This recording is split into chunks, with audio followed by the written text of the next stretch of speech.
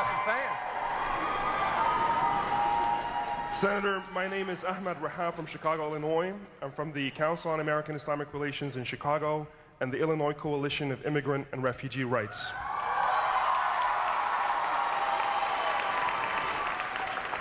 As a full-time civil rights activist, I receive hundreds of complaints from American Muslims regarding the sort of abuses and prejudices and discriminations that they face on a regular basis simply because of their name, physical appearance, or faith affiliation, whether it's housing discrimination or employment discrimination, or having to wait 2 to 5 years over the average time limit in order to obtain their citizenship. Sadly, it seems that we're facing a culture of fear-mongering that is replacing our collective constitutional vision for equal opportunity for all. Senator, in the 60s, Malcolm and Martin gave up their lives fighting for justice for all. The civil rights movement is not over. It's not done yet. We're still fighting.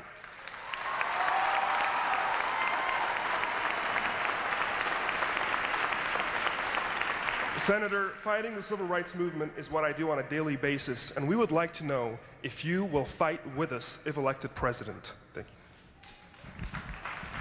And the first question comes from community leader Erica Fernandez from Oxnard, California.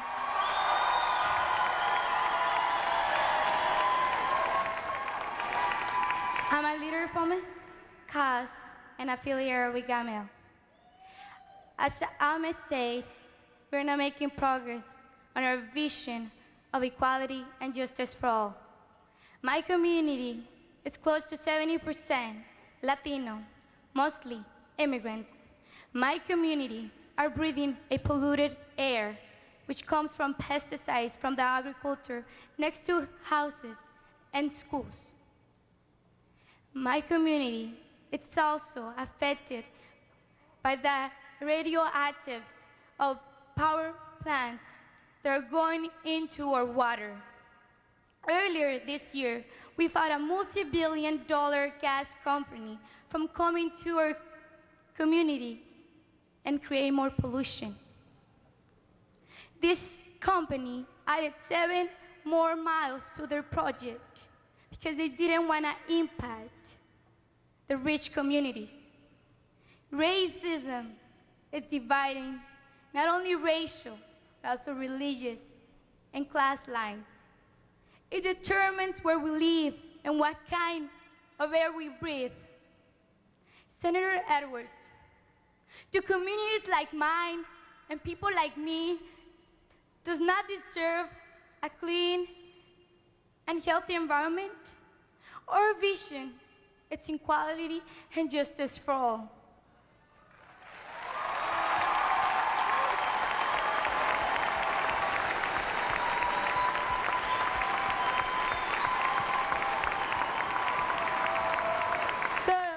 Senator Edwards, what would you do to make your vision a reality so we're all in it together? Thank you. Now I answer. Thank you. Thank you very much, both of you, for such a passionate, heartfelt, and emotional presentation. I want to speak to both issues that you raised. Environmental justice is an enormous issue in this country because anyone who's paying any attention knows that when environmental degradation is occurring, when we have dirty air, dirty water, pollution, that the people who are most likely to get affected by it are the poor, the immigrants, the African-American community. We know who's most likely to suffer the brunt of that. And this is what I mean when I say we got to retake our democracy. I mean, if you actually believe in equality in America, and I grew up in the segregated South, and it had a huge impact on the way I view the world. I was raised to believe what I suspect every one of you were raised to believe, that my father worked in mills all his life, and my father taught me to believe that the men and women who worked in that mill were worth every bit as much as the man who owned the mill. And that's true in the United States of America. And anybody living in this country is entitled to breathe clean air, to drink clean water, to have an environment that's safe for them, for their children, and for their families. And not only that, we got to stop this racial profiling that's going on in the United States of America. And We got to change the entire atmosphere. Here's what I'll do as president. I will close Guantanamo, which I think is a national embarrassment. We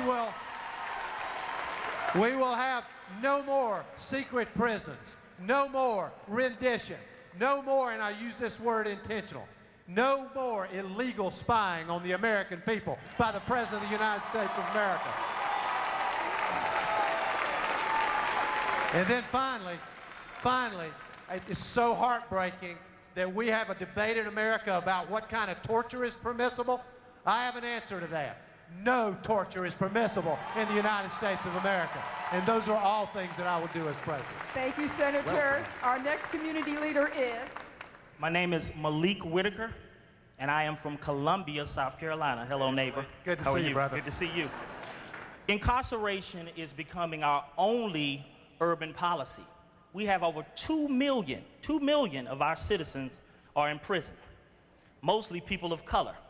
With things like racial profiling and unequal sentencing,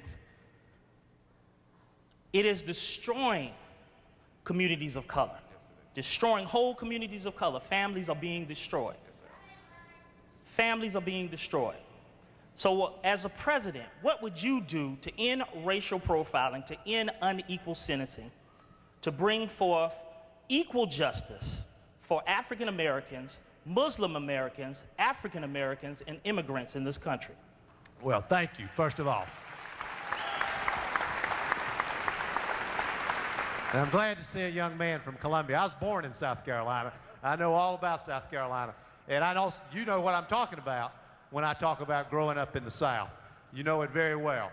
I think we have enormous work to do to end the disparities. I've already talked about the fact that as President of the United States, we will aggressively ensure that racial profiling ends in the United States of America. Second, we're going to do something about these mandatory minimum sentences. How long does it take for America to understand that we can't build enough prisons to solve this problem? The problem is one of opportunity, fairness, equality. It's about creating jobs in poor communities. It's about real universal health care for every man, woman, and child in America. It's about raising the minimum wage, not just to $7.25 an hour, but to $9.50 an hour, which is where it ought to be. It's about strengthening the right of unions to organize so that working people can actually support their families. It's about changing the laws to get rid of the disparity between crack and powder cocaine that has a direct impact on the African American community. And then finally, it's about creating an infrastructure for success so that if in fact a young man or young woman has a brush with the law, that we actually help them turn their lives around. How can we be surprised when somebody gets into trouble, goes into prison, comes out, and we send them right back to the same environment that got them in trouble to start with? We need to help them with drug and alcohol counseling and rehabilitation. We need to help them with job training. We need to help them with education. We need to do all the things that support them and support their families. It is America's moral obligation to do that if we believe in an equal and just America. Thank you so much, Senator. We have one final question for you, Senator Edwards. If you were elected President of the United States, would you agree to a meeting during your first 100 days with a delegation of representatives from the Campaign for Community Values? Yes, I'll do it in the first week. First week commitment.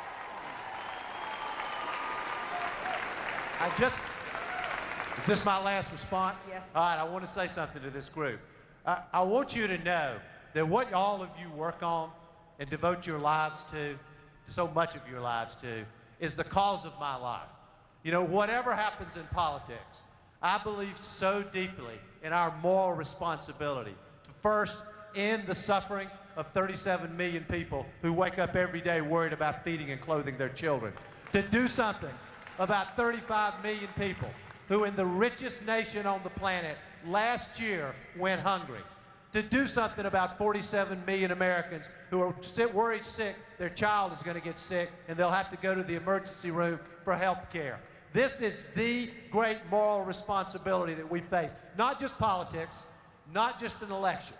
The question is, will we leave America and the world better than we found it? It is not just an election in politics. It is the great moral test for our generation. With your help and as your president, we will meet that test. God bless you all. Thank you for what you do. Such a privilege to be here with you.